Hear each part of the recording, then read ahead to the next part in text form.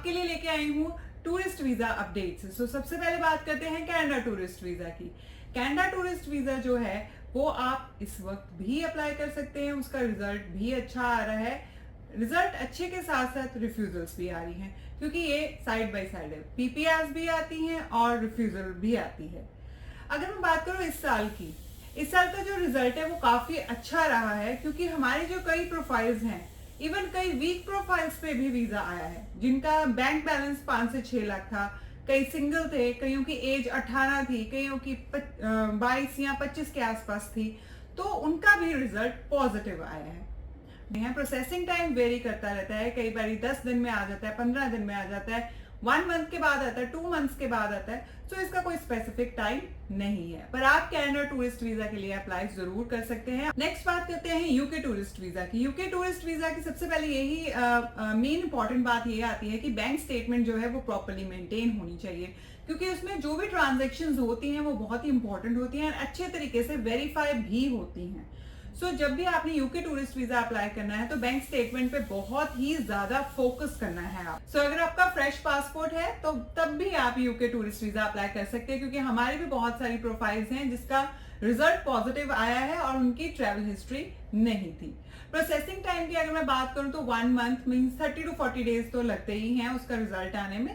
और एक खास चीज और है कि कई बार क्या रिफ्यूज हो जाता है, और जो रिफ्यूजल रीजन है वो आपको लगता है कि वो बिल्कुल गलत आए हैं, तो उसके बाद आप पैप अप्लाई कर सकते हैं। उसका मतलब होता है प्री एक्शन प्रोटोकॉल। अब उसका जो रिजल्ट है, बेसिकली जो टाइम है वो है 3 महीने के अंदर अंदर रिजल्ट आता है, बट अगर आपका लक अच्छा है तो आपको जल्दी भी रिवर्ट मिल सकता है। आप टूरिस्ट वीजा यूके के लिए भी अप्लाई कर सकते हैं। आगे बात करते हैं शेनिगन टूरिस्ट वीजा की। शेनिगन टूरिस्ट वीजा में आप डिफरेंट कंट्रीज में जा सकते हैं या फिर अप्लाई कर सकते हैं, वो आपके विश है। आगे आने वाले समय में अब क्रिसमस एंड न्यू ईयर आनी है, एंड जिस हिसाब से हमारे इंडिया में सबसे फेमस त्योहार मनाया जाता है दिवाली, उसी तरीके से उनका भी ये बहुत ही इंपॉर्टेंट त्योहार होता है क्रिसमस। तो क्रिसमस बहुत ही अच्छे तरीके से शेनिगन जो कंट्रीज है वो सेलिब्रेट करती हैं। अब उसमें कौन कौन सी कंट्रीज के लिए आप अप्लाई कर सकते हैं? फ्रांस कर सकते हैं, जर्मनी, हंगरी, चेक रिपब्लिक कर सकते हैं, नीदरलैंड कर सकते हैं। ये सारी वो कंट्रीज हैं जहां पे आप अप्लाई कर सकते हैं।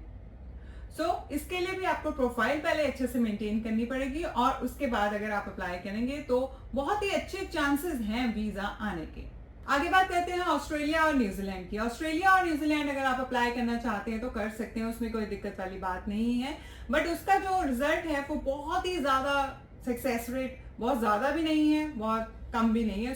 मॉडरेट चल रहा है रिजल्ट, पॉजिटिव भी आ रहा है, नेगेटिव भी आ रहा है।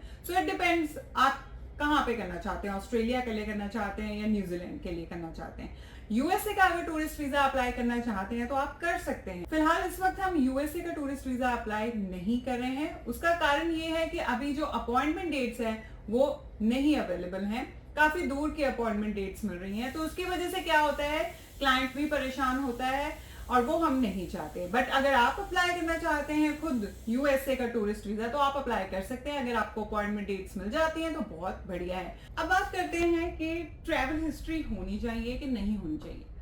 वैसे अगर ध्यान से इस बात पे सोचा जाए तो ट्रैवल हिस्ट्री अगर होगी तो अच्छी बात है, बहुत अच्छी बात है, प्रोफाइल और अच्छे तरीके से बिल्डअप हो जाती है। बट अगर आपकी प्रोफाइल में ट्रैवल हिस्ट्री नहीं है तो भी कोई प्रॉब्लम नहीं है, फ्रेश पासपोर्ट पे भी वीजा आ जाते हैं। एज सच कोई भी एम्बेसी ये नहीं कहती है कि आपकी ट्रैवल हिस्ट्री होनी ही चाहिए अगर आपने टूरिस्ट वीजा किसी पर्टिकुलर कंट्री का अप्लाई करना है। अब ट्रैवल हिस्ट्री में आप क्या करते हैं कि मोस्टली देखा जाता है कि लोग सिंगापुर, मलेशिया, थाईलैंड सिर्फ या फिर दुबई, ये सारी कंट्रीज घूम के आ जाते हैं। But out of the box सोचिए, कुछ अलग सोचिए, डिफरेंट कंट्री में जाके आइए। जैसे अजरबैजान है या फिर टर्की है, रशिया है। रशिया में अगर जैसे माहौल ठीक हो जाएगा उसके बाद भी आप वहां पे ट्रैवल के लिए जा सकते हैं। साउथ कोरिया है, जापान है, ये सारी वो कंट्रीज हैं जहां पे अगर आप जाएंगे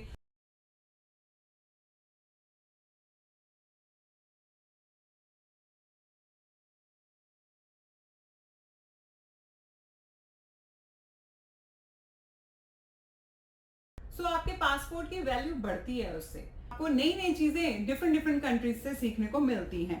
सो उससे एक फायदा आपका एक और हो जाता है कि जब आप एयरपोर्ट पे जाते हैं, इमिग्रेशन जो प्रोसेस वहां पे होता है, जहाँ पे क्वेश्चनिंग होती है, तो उससे आप फेमिलियर हो जाते हैं, आपको पता लग जाता है। अगर इतनी जगह आप घूम के आए हैं तो आपको पता लग जाता है कि इस हिसाब से मैंने अपनी सारी चीजें मेंटेन करके लेके जानी है, पासपोर्ट, टिकट, अपने होटल बुकिंग, एवरीथिंग, हर चीज लेके जानी है। कहाँ जा रहे हैं उसके बारे में आपको पता होना चाहिए।